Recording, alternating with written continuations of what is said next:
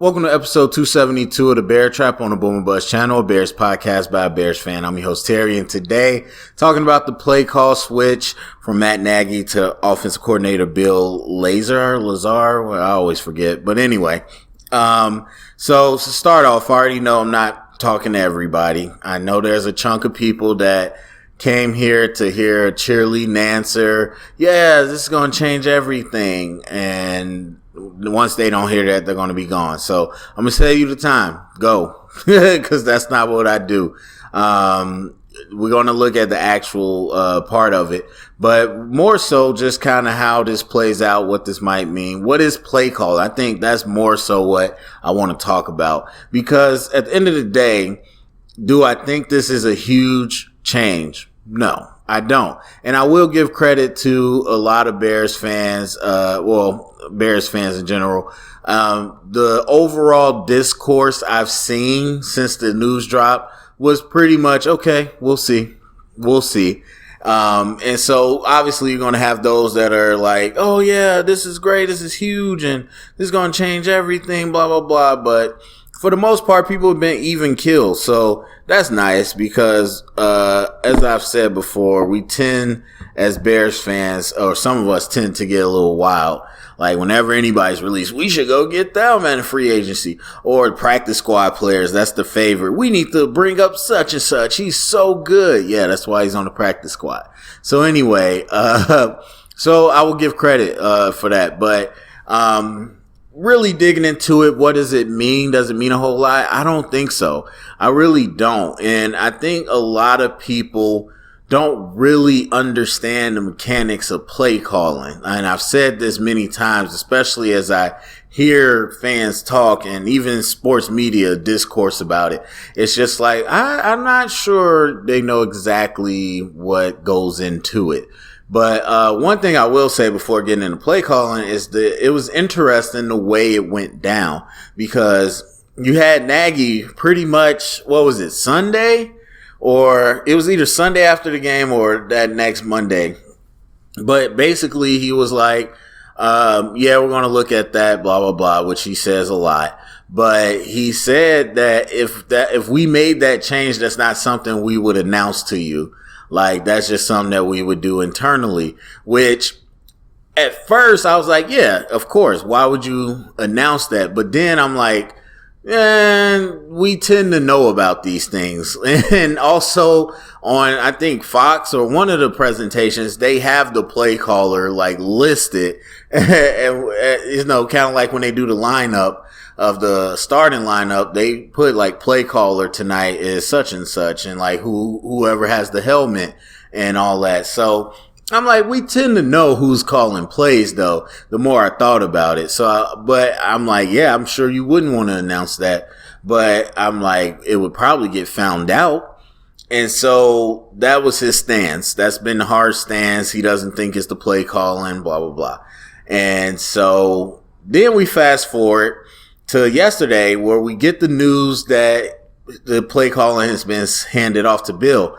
And it was just interesting to me because I was like, yeah, didn't he just say we wouldn't announce that? It wasn't like, oh, okay, we got a major scoop. Like Nagy confirmed, like he's doing it. And so I was just like, huh. So part of me just feels like this isn't his decision. And that would be catastrophic. It would be catastrophic for a team, just as the dynamics, but also it would be a huge red flag about the future of Nagy. So as far as the team goes, just in general terms, you don't tell the coach what to do. Like there's some mandates, like obviously the roster is going to be created by the GM most of the time. There's going to be some high round picks that you probably can't cut or whatnot. Sometimes you're going to have an owner force a quarterback to play when you probably don't think they're ready to play. We know that. Those are kind of givens. But other than that, you don't really tell the coach how to coach. You don't really tell him how to set up his team, how to set up his practices, how to set up his coaching staff and all that. Because once you do that, that just means you're out the door. And so while they did fire like coaches from the last staff, they allowed Nagy to pick his own coaches. And so, yes, that was like a yellow flag, but it was like a green flag that he got to pick his own coaches. And when you have a situation, which we've seen, where head coaches is getting their coaches picked for them, oh, you're done. You're done. If they're picking your coaches for you, you're done. You're really just a figurehead, you're a scapegoat at that point. Because if they're not allowing you to run the team how you see fit, then they're getting ready to get rid of you. And so when you have somebody tell you, hey, you can't call plays anymore as the head coach, that'd be a huge red flag. So again, I don't know if that happened, but I'm saying it's interesting the way it happened, because it just didn't seem like Nagy had any interest in thinking about that, doing that, and let alone announcing it if he did. Because you could tell this is an ego thing. And he said it's not easy. He said it's not easy. This was not easy. This is my favorite part of coaching. It really sounded like somebody that was told he had to do this. And he had to announce it. So to me, that's just a huge red flag if that's true. And it's bad for the team, because the team knows, the roster knows if you don't have control anymore, if you just a figurehead, like they know if they're calling shots from above you. And that's when it's no longer your team, because people, like, no matter what you say, people are going to gravitate towards the power. The majority are going to gravitate towards the power. They know, or they feel like you don't have the power, they're not going to pay you mind as much as they did before. And so it's a bad situation if that's true. Now, with all that, so let's talk about play call. Because, so what does it boil down to? And I've said this so many times, I don't think a lot of casual fans know what play calling actually is. Because I think people know aspects of play calling. And they talk about, when they call it play calling, they're just talking about one part of it, when it's very different things that it can be. And so when we're talking about play calling, there is a little bit of the run pass ratio that people like to look at. There's definitely the situational play calling. There's the play designers, all this. But what it boils down to is that you are calling from a playbook.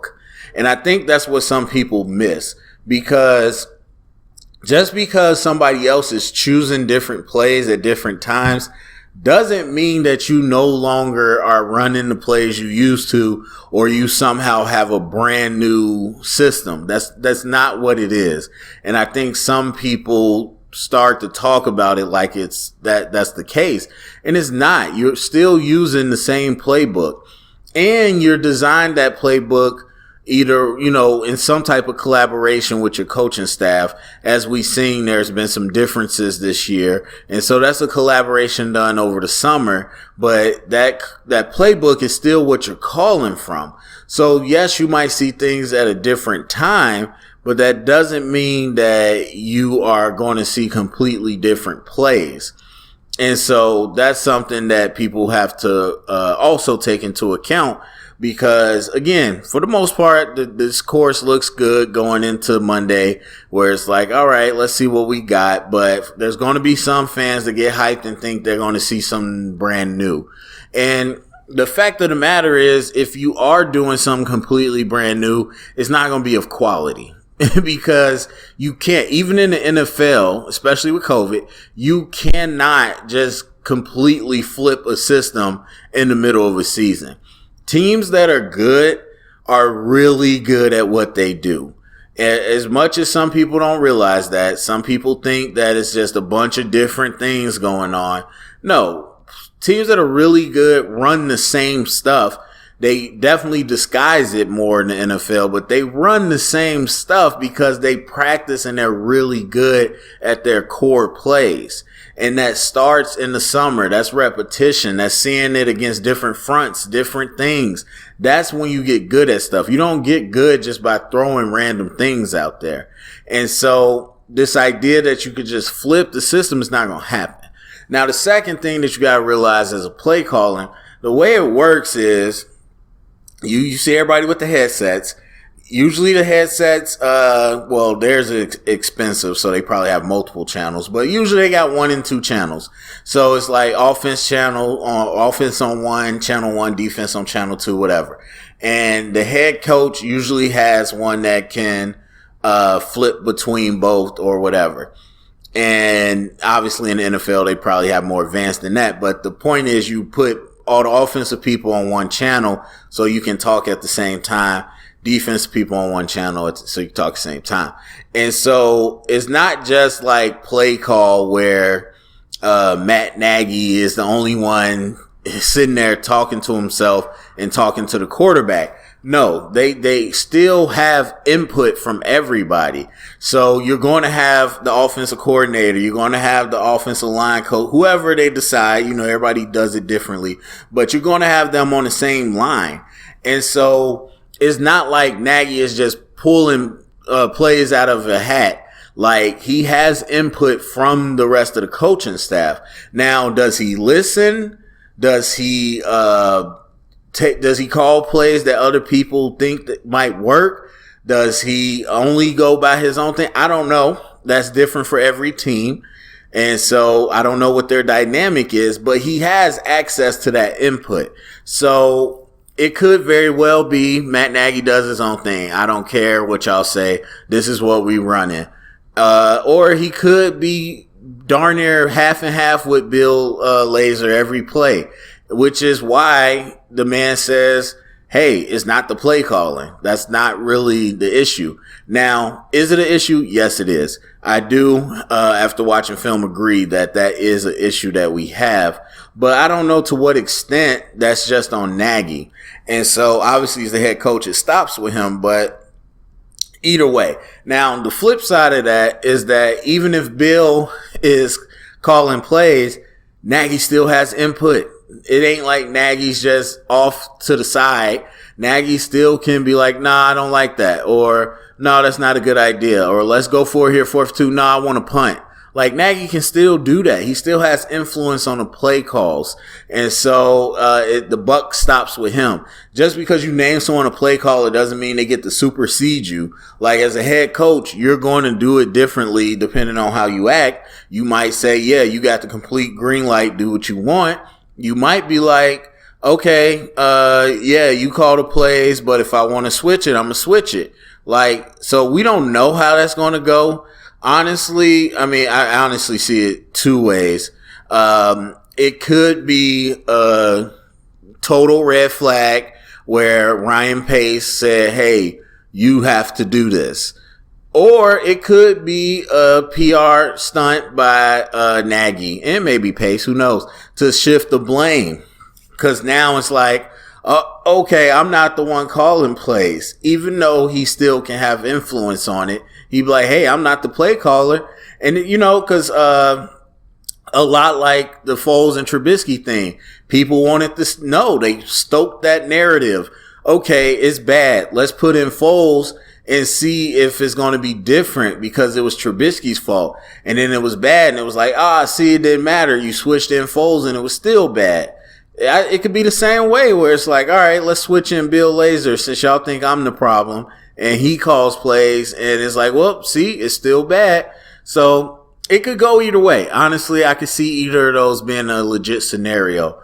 But either way, the point is people got to realize that as play calling goes, is not some significant change. Like you still have the same playbook. You still have the same coaches inputting on it. And you still got the same head coach. And the biggest thing is you have the same players.